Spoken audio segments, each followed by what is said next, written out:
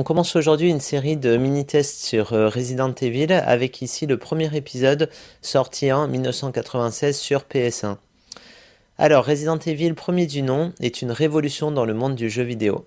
À l'époque, il n'existait quasiment pas de survival horror sur console, mis à part quelques essais comme Clock Tower ou Alone in the Dark, qui sont des jeux assez pauvres graphiquement et proposent un gameplay hasardeux. Les premières news sur le jeu de Capcom apparaissaient au début de l'année 96.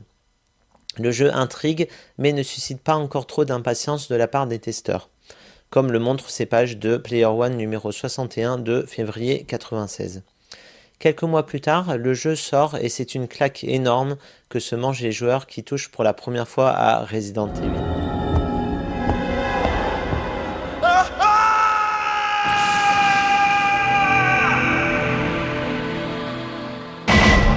Resident Evil est l'un des premiers jeux à proposer sur PlayStation d'évoluer avec un personnage en 3D dans des décors en images de synthèse.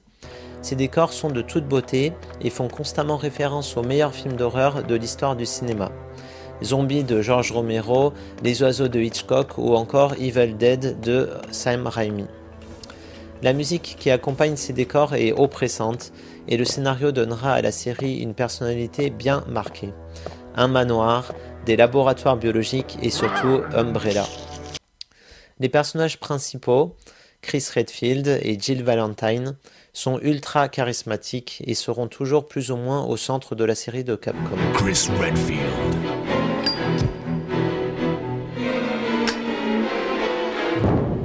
Jill Valentine. Capcom propose aussi une maniabilité ingénieuse qu'il réutilisera dans les 6 premiers jeux de la série, le 1, le 2, le 3 sur PS1, le 0 et le remake 1 sur GameCube et Code Veronica. Au lieu de diriger le personnage dans toutes les directions, comme on le fait dans les jeux traditionnels, on décide de son orientation avec les flèches de gauche et droite et de le faire avancer avec la flèche du haut.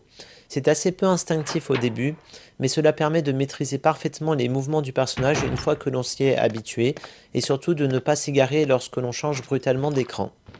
Pour shooter les zombies, on maintient la gâchette R, on vise avec les flèches et on tire avec X. Ce qui permet d'avoir assez de précision pour faire exploser des jambes, des bras et des têtes. Et ça marche.